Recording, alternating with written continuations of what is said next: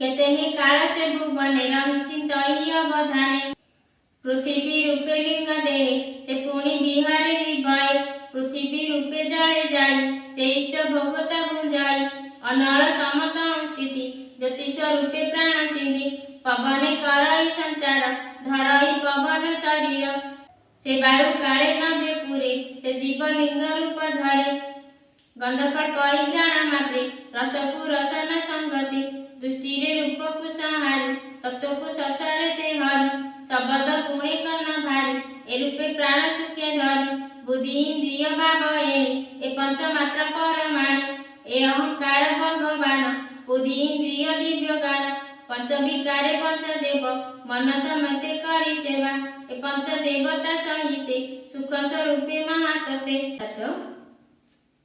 भगवान सबु इंद्रिय मानकरे भगवान स्मरण करवा से तत्व गुणर संस्थान प्रधाने देहे हुए लीन नित्य निर्गुण से निरोधे दश इंद्रिय आत्मा साधे आत्मा निरोधे आत्मज्ञाने प्रवेश करे अव्यामाने भगवान आत्मा को आत्मस्वरूप को परमात्मा स्वरूप को चिंतन करवा यदि सब बड़े अभ्यास करवा ताहले मरण काले स्मरण हब आनंदे ज्ञान रस भळे शांति भजई से निश्चले एमध्ये धारणानुभाव निक्षेप सही वासुदेव धारणा अर्थात भगवान को ध्यान रे मजी दिबा गोटी गोटी रूप को ध्यान करबा होची धारणा तेल बही जेते गति ताहाकु कहि भगवती जहि पसिले आत्मा मन न लभे पुनरागमन सुनहि रूप परिचित जेनु पुछिलु भागवत मुख्यर मागमु कहि तो मनु संचय से दिले तो एडो गोटे कथा कहला गोटे लोक थिला से केबे भी भागवत सुनिनी कि भगवान कर भजन करनी किछि नाही किंतु गोटे बगीचा रे गोटे पुष्प तोड़ी पानी रे भसे दी कहला ओम गोविंदाय स्वाहा सेति ही कथे तापरे तार मन काल आसिला जमदूत माने कहले जे तोर किछि पुण्य नाही केवल गोटे पुष्प को भगवान को अर्पण कर देथिल सेथि पई 10 मिनिट तोर पुण्य अछि एपरि जमदूत मान कहबारु लोकडी कहला मु कोन करबी जमदूत मान कहले आगे पुण्य भोग करू ना पाप भोग कर लोकड़ी कहला मु आगे पुण्य भोग करी कहीं पुण्य कर्म मोर कम अच्छे 10 मिनिट पुण्य लोकड़ी कहला से मते से बगीचा को नहीं जाओ 10 मिनिट भितर से बगीचा को जमदूत माने नहीं गले लोकड़ी 10 मिनिट भितर गोटे गोटे पुष्प तोड़ी ओम गोविंदाय स्वाहा ओम गोविंदाय स्वाहा कही कही पानी रे भसैला 10 मिनिट पर जमदूत माने जमालय को आनिले ताପରେ कहले चाल एथरा तोर पुण्य सारा लोकड़ी कहला जे देख मोर केते पाप केते पुण्य केते कहबारु पुणी देखले देखबारु तार किछि पाप आउ ना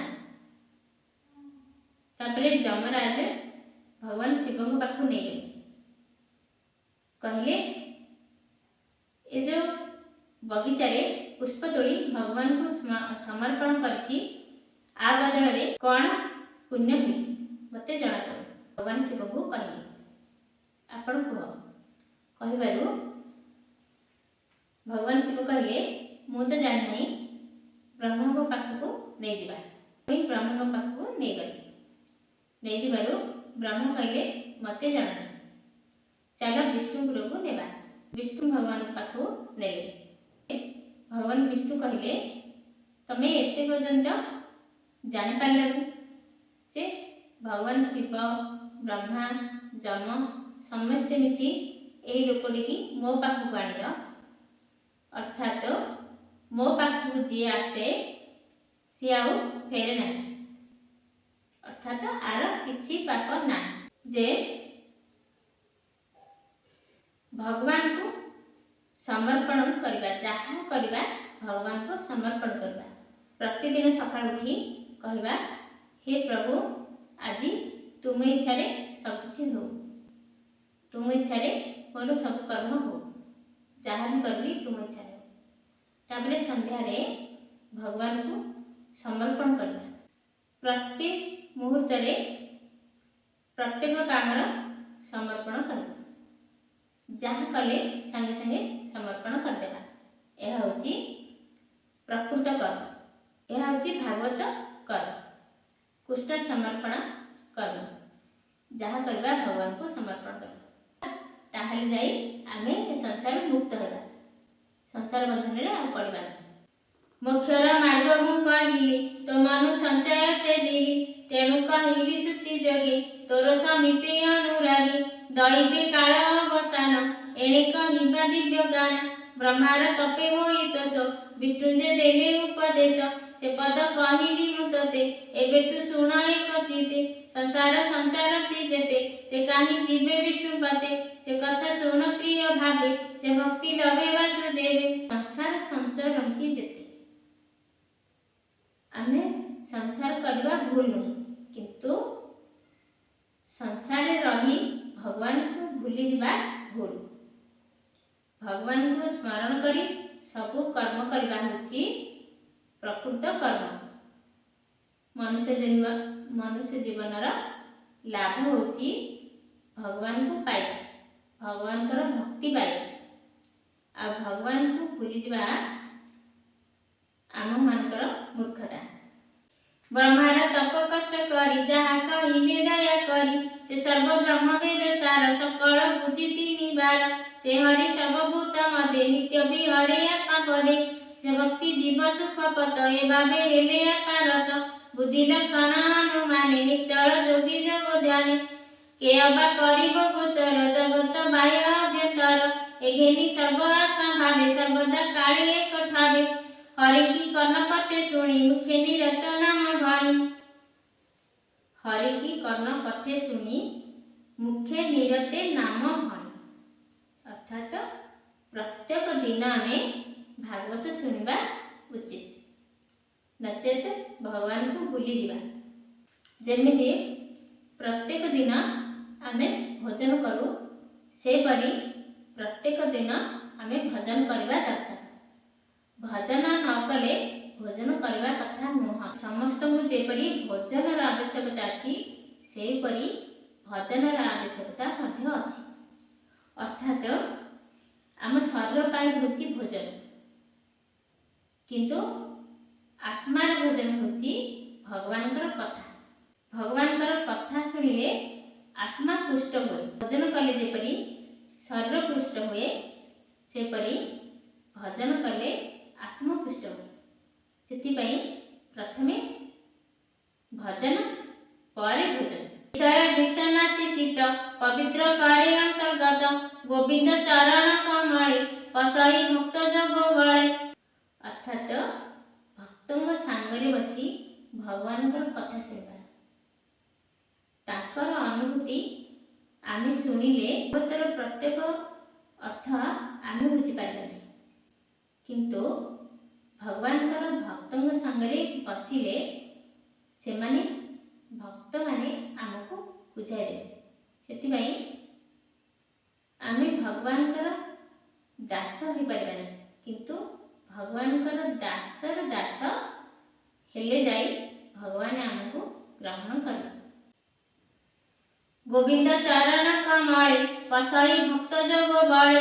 ए भागवत रस चिते, सुजन पिय कर्ण पथे।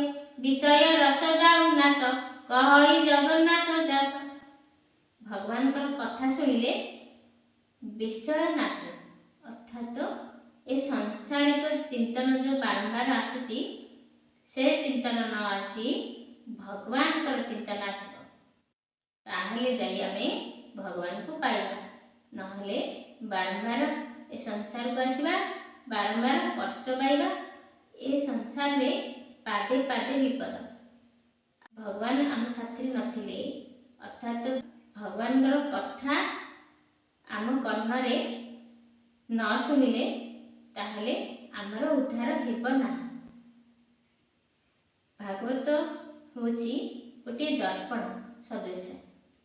आमे जेपरी प्रत्येक दिन गोटे दर्पण देखुचे जे आमर चेहरा ठीक अछि कि ना, सेहीपरि आमे प्रत्येक दिन भागवत शुणिले जानी परिबा आम कर्म ठीक अछि कि ना, आमे भगवान को केतिकी स्मरण करुछंती, सब समय स्मरण करुछंती कि ना आमे जानि परिबा। नचेत भगवान को भूली जिबा, पुणी संसार को आसी। तेबाई आमे समस्ते आसुदु भागवत शुणिबा आ संसार उद्धार हो जिबा। विषय रस जाऊ नाश कहई जगन्नाथ दास।